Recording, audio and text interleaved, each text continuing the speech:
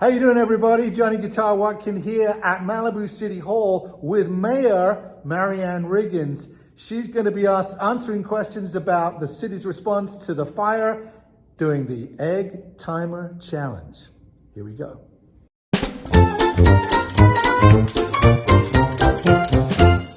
Okay, we're here with Mayor Marianne Riggins. I'm going to hand you the Eggtimer.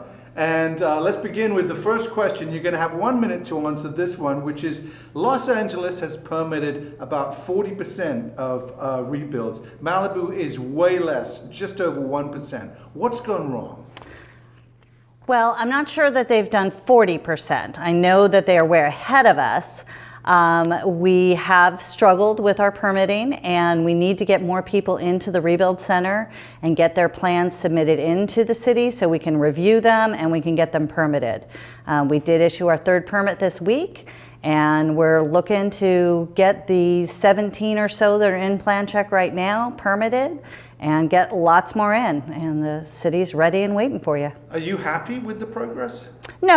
No, I think we're behind Woolsey. We need to go much faster, but I think that we've been tackling a lot of the issues and making sure that people know what's going on and how to do things. So hopefully we've resolved some things and property owners can feel good about coming in and submitting their plans and getting the answers. But the biggest thing is people have got to come into the city. They got to show us what it is that they want to do, and then we can guide them how to get through the process. Well, I'm going to tell you specifically, people feel that there is way too much red tape. People feel like these are fire rebuilds. These are not new buildings. These are fire rebuilds. Why do they have to go through all of these hoops just as if they were building for the first time? Well, it seems to a lot of the people that I've spoken to that the city is just putting up roadblock after roadblock. What do you say? Well, we have building codes, and those building codes have to be made, and you have to build your house to the current code. Even though it's a fire rebuild, it still has to comply with today's code standards. And many of those code standards do require one, they have upgrade requirements. So you have to put in more efficient windows. You have to have stronger walls. You can't have open eaves. These are all things that have been put in response to previous disasters to make sure your homes are hardened for the next disaster that's going to come along. So they're really there to help make you have a stronger house. And some of the other things are with environmental health, your septic system. We want to make sure that the septic system that you're using actually complies and is going to be taking care of all the effluent, and it's not going to be polluting the environment. Let's talk about Abe Roy.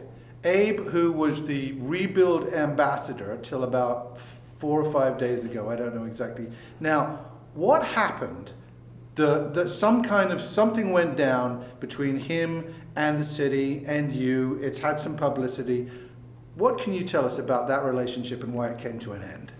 So it was a 90-day trial run on the Rebuild Ambassador, where I made the error that it should have come before the full council. We had talked about revisiting whether or not that was working or not.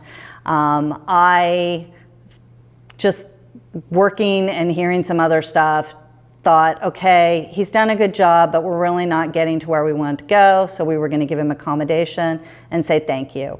The night of the meeting, it was quite obvious that was an error and a mistake.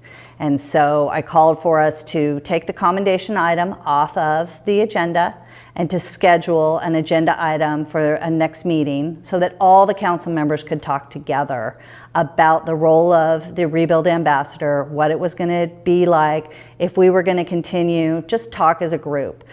Before we were able to even get that on the agenda, Abe decided to go ahead and resign. Now, if he's welcome to want to revisit that, I'm happy to have those conversations and put an item on the agenda for us to discuss it.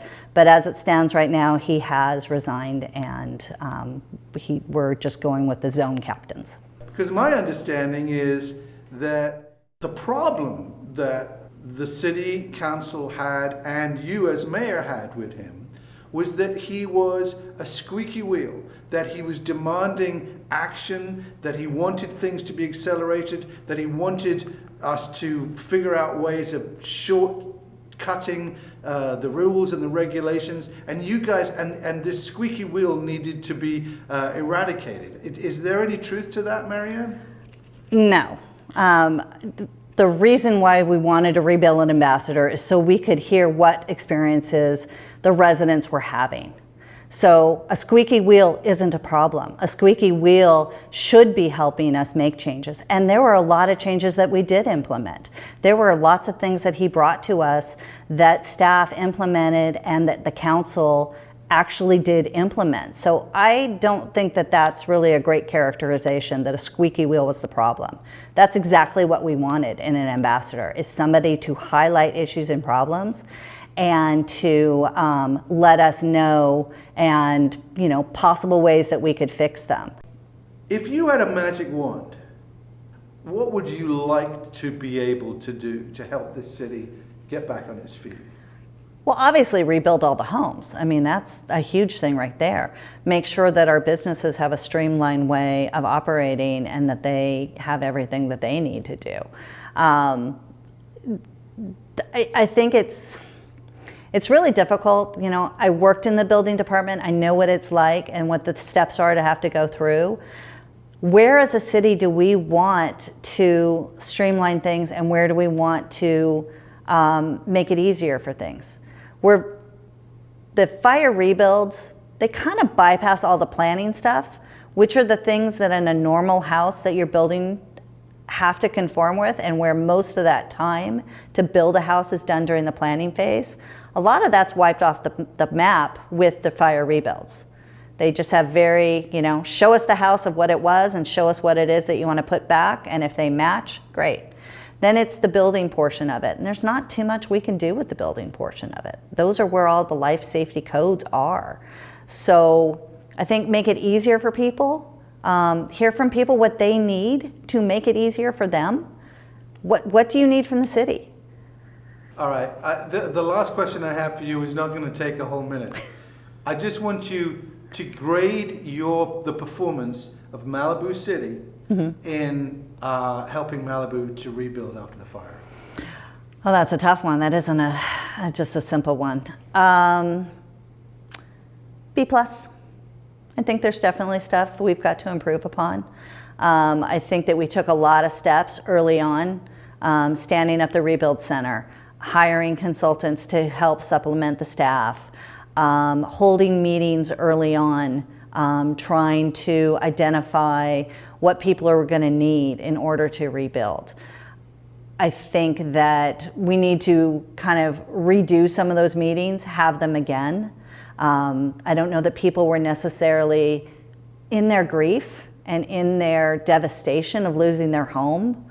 I think we need to go back and give them another opportunity to hear those things now that they've kind of had some time to process some of those things, so that maybe they'll be a little, I don't want to criticize somebody who lost their home, but I want it to be that they have the information and they're ready emotionally to hear the information. So.